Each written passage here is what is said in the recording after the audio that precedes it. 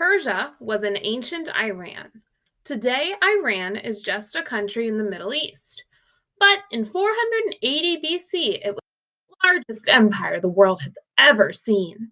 The Persian Empire went as far as Egypt in northern Africa and Turkey in Eastern Europe.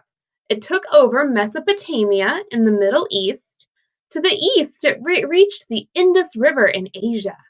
In 539 BC, King Cyrus decided to take over new lands. He began by taking over Babylon, the main city in Mesopotamia.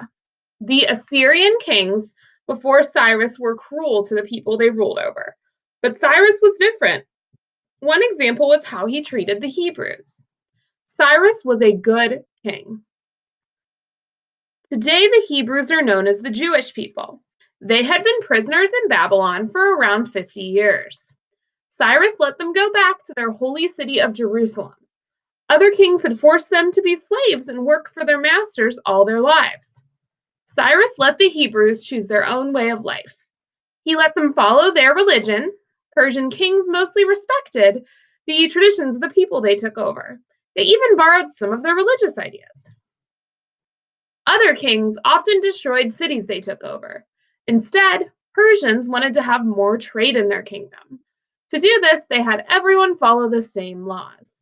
They also had everyone use the same kind of money, which made it easier to buy and sell goods.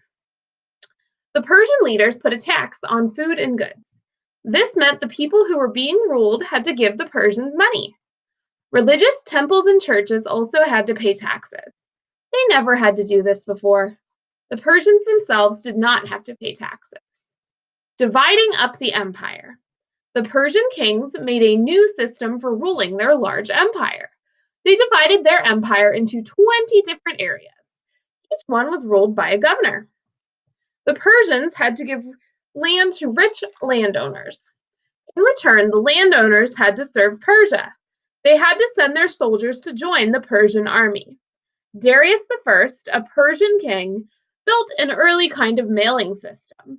This system connected most of the kingdom.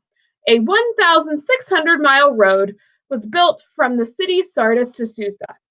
People on horseback carried messages to other regions in the kingdom. The fight between good and evil. The Persians only believed in one god. Their religion was founded by Zoroaster, who also called Zarathustra. Many of his ideas were collected in a series of poems called the Gathas. These became part of the religion's holy book, the Avesta. Zoroaster thought that people on earth were preparing for a future life. He said the world was in a constant fight between good and evil. Humans would always have to choose between the two, but in the end, good would win. When this happened, people's lives on earth would disappear. Zoroaster's ideas lasted a long time. Some experts say these ideas became part of the Hebrew and Christian religions, which came later.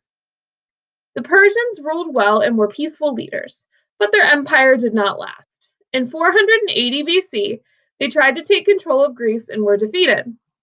Alexander the Great rose to power in 331 BC.